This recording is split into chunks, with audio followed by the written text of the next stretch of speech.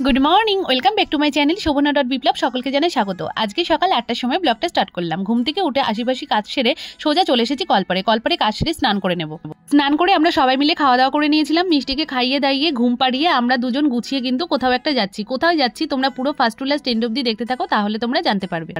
কিন্তু আমাদের কোথাও যাওয়ার প্ল্যানিং ছিল না। খেতে বসে মিষ্টির বাবা হঠাৎ করেই বলেছে কোথায় যাচ্ছি, কিসের জন্য যাচ্ছি। মিষ্টির বাবাও কিন্তু তখনও আমাকে বলেনি। মিষ্টি ঘুমিয়ে থাকতে থাকতে আমরা বাড়ি ফিরবো, এটাই কিন্তু কথা ছিল। প্রথমে চলে গেলাম আমরা হাবড়া স্টেশনে গিয়ে কাঁচা ছোলা মাখা খেলাম। আমরা যখন বাড়ি থেকে বেরিয়েছিলাম তখন ঘড়িতে বাজে 12টা। যথারীতি অনেক সকাল সকাল খাওয়া হয়ে গেছিল, সেই জন্য খিদে পেয়ে গেছিল অনেকক্ষণ ওখানে বসে থাকার জন্য। তার জন্য মিষ্টির বাবা আমাকে প্রথমে ছোলা মাখা খাইয়ে তারপরে পেয়ারা মাখা খাওয়ালো। খাওয়ানোর পরে এই দেখো সোজা আমরা চলে গেলাম কিন্তু সিনেমা হলে। হাবড়াতে যাওয়ার সময় আমি একটা কাজ নিয়ে গেছিলাম। মিষ্টি আর আমি যে নাচের পরীক্ষা দিয়েছিলাম, শাড়িটা পরেছিলাম, শাড়িতে একটু দাগ লেগে গেছিল, তার জন্য আমি ড্রাই ওয়াশে দেবো বলে। তখন আমরা হাবড়া স্টেশনে অনেকক্ষণ বসেছিলাম। তখন আমি মিষ্টির বাবাকে বলছিলাম যে কিসের জন্য এসেছি আমরা, তুমি তো কিছু বললে না এখনো পর্যন্ত। ও তখন বললো যে বসে থাকো, আমি বলছি, চারটে বাজুক তারপরে বলছি। আমাকে বললো যে দেখো অনেকদিন হলো আমরা দুজনে কিন্তু একসঙ্গে কোথাও বেরোনো হয় না, তাছাড়া আজকে একটু সিনেমা দেখবো। 15টার যে টাইমটা ছিল সেই টাইমটাই মিষ্টির বাবা টার্গেট করেছিল, ওই টাইমে আমরা সিনেমা দেখবো। যথারীতি আমাদের দেরি হয়ে গেছিল মিষ্টিকে পুরো কমপ্লিট করে গুছিয়ে রেখে আসতে, সেই জন্য তারপরে 4:15 হলো আবার সিনেমা। সেই জন্য আমাদের অনেকক্ষণ বসে থাকতে হয়েছিল, প্ল্যাটফর্মে অপেক্ষা করতে হয়েছিল। অনেকটা সময় বসেছিলাম ঠিকই, কিন্তু খুব ভালো লাগছিল। অনেক দিন পরে আমরা দুজনে এক জায়গায় বসে অনেক গল্প করেছি, খাওয়া দাওয়া করেছিলাম, বেশ ভালো লাগছিল। তারপরে এই দেখো আমাদের কিন্তু সিনেমা দেখা হয়ে গেছে। সিনেমা দেখে সোজা আমরা চলে এসেছি আমাদের হাবড়া যে স্টেশন রোডটা, সেখানে এসে আমার একটা রাধাকৃষ্ণ ছবি যাওয়ার সময় খুব পছন্দ হয়েছিল, তাই এখান থেকে রাধাকৃষ্ণের ছবিটা নিয়ে নিচ্ছি। মিষ্টির বাবা জানতো যে আমাদের দেরি হবে, সেই জন্য আমাকে বলেছিল শীতের জিনিসগুলো নিয়ে নাও, তাই শীতের জিনিসগুলো নিয়েছিলাম বলে কিন্তু আমরা লেট হলেও আমাদের অসুবিধা হয়নি। আর স্টেশন রোডে যে দোকানটা থেকে আমরা রাধাকৃষ্ণের ছবিটা নিচ্ছি, সেই দোকানে এত সুন্দর সুন্দর মানে ছবি রয়েছে না, মানে দেখলে মানে চোখ জুড়িয়ে যাচ্ছিল, খুব সুন্দর সুন্দর। এই দেখো আমি তোমাদেরকে কিছুটা দেখিয়ে শেয়ার করছি। এই দেখো ছবিগুলো কত সুন্দর। ঘরের মধ্যে যদি লাগানো হয় ঘরের শোটাই একদম পাল্টে যাবে। মিষ্টির বাবা অনেকদিন পরে আমাকে এত সুন্দর একটা দিন দিল, তার জন্য আমি খুব খুশি।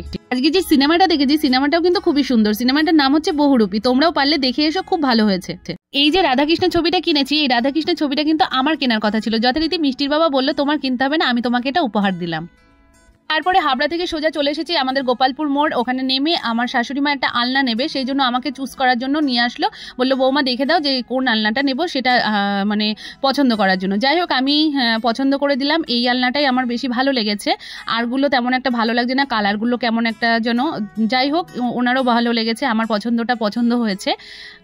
আমি আমার শাশুড়ি মাকে বলে দিয়েছিলাম যে আমরা যখন বাড়িতে ফিরবো তখন তোমাদের একটা ভ্যান পাঠিয়ে দেবো, তোমরা ভ্যানও করে চলে এসো, একবারে আলনাটা চুজ করে চলে যাব।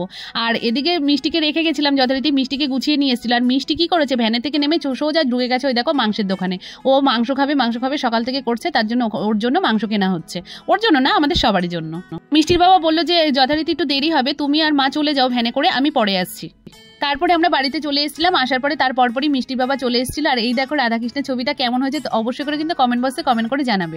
আমার তো ভীষণ ভালো লেগেছে বলেই আমি কিনেছি, তোমাদের কেমন লাগলো? ছবিটা একেবারে আমাদের মাথার কাছাকাছি রাখলাম যাতে ঘুম থেকে প্রণাম করে উঠতে পারি। আমার ভাগ্যটা হয়তো অন্যদের মতো ভীষণ ভালো না, কিন্তু একেবারে খারাপও না। আমি একটা জিনিস লক্ষ্য করেছি, আমি যদি জীবনে কখনো কিছু চাই, সেই জিনিসটা যদি অনেক দিন পরে হোক, অনেক বছর পরে হলেও সেই জিনিসটা কিন্তু আমি ঠিক পাই।